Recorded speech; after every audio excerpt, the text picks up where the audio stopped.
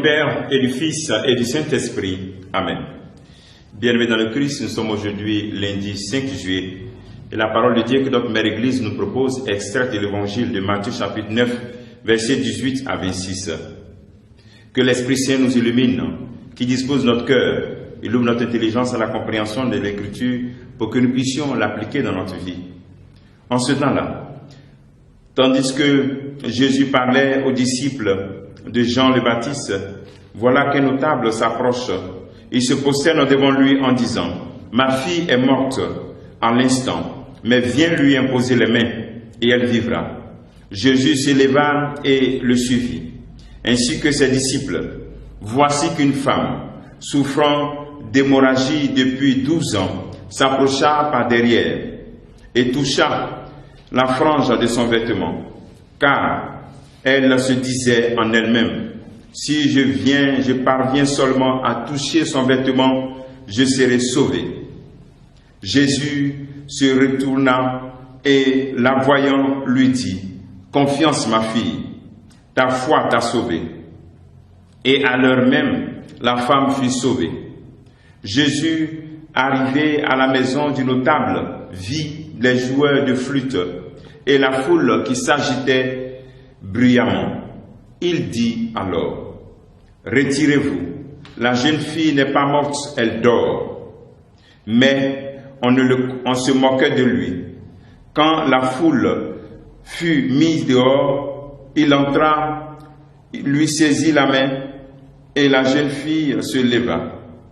Et la nouvelle se répandit dans toute la région. Acclamons la parole de Dieu. Louange à toi, Seigneur Jésus.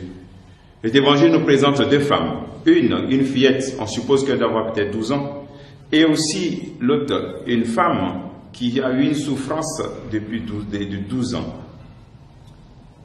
De l'autre côté, c'est un père qui s'approche de Jésus, le père de la fille. L'autre côté, c'est la femme même qui s'approche de Jésus. Et chacun trouve la manière pour rencontrer Jésus. L'autre même, le premier impose, il dit: viens lui imposer les mains. Et la femme, elle dit: bon, si je touche son vêtement. En fait, cela nous montre comment est-ce qu'il y a une dimension créative dans la foi. C'est-à-dire, ton expérience personnelle te permet de découvrir comment vivre ta relation avec le Christ. Une expérience personnelle. Nulle part on a dit qu'en touchant le vêtement du Christ, on est sauvé. Mais elle, par le regard qu'elle a eu sur le Christ, elle a eu cette foi-là. Et voici que Jésus accomplit ce que les deux souhaitent. Mais j'aimerais qu'on s'attarde un peu sur un élément important, c'est que ces deux s'approchent de Jésus. L'appel que le Seigneur nous fait, c'est nous approcher de lui constamment. Et ne jamais laisser nos souffrances et nos maux nous enfermer et nous paralyser. Mais chercher constamment nous approcher de lui directement. S'approcher de Jésus-Christ. La femme a entendu parler de lui. Elle a cherché à l'approcher. Le père de la fille a sûrement entendu parler de lui. Et puis, il s'est approché. Il faut s'approcher de Jésus-Christ. Allons directement à lui. Allons directement à lui dans nos préoccupations. Allons directement à lui.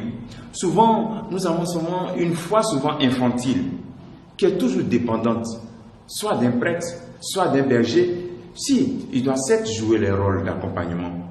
Mais souvent, certains ne sont pas capables d'inventer la foi, de vivre une intimité personnelle, de faire une expérience.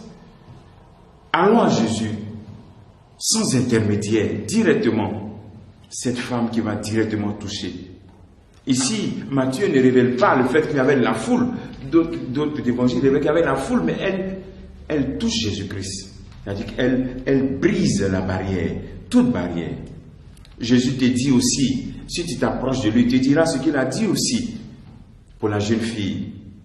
Elle n'est pas morte, elle dort. Ta situation n'est pas une situation de mort, c'est un sommeil. Ton chômage, ce n'est pas la mort, c'est un sommeil. Tu vas sortir de cette situation. Ce péché qui te fatigue et tu n'arrives même pas à t'en sortir, c'est un sommeil, tu vas sortir. Ce que tu as fait, c'est t'approcher de lui et lui donner toute ta vie réellement. Rien n'est encore perdu. Tout est encore possible. approche-toi de lui. Vis ce temps d'adoration avec lui. Quand tu vis l'Eucharistie, communie et parle avec lui sincèrement. Invente ta foi et laisse-toi guider par ce Christ qui t'aime. Aujourd'hui, l'expérience que tu pourrais faire, c'est de toucher Jésus dans l'adoration, dans la communion, dans la prière personnelle. Que le Seigneur te bénisse, que nous bénisse tous en ce jour. Au nom du Père et du Fils et du Saint-Esprit. Amen.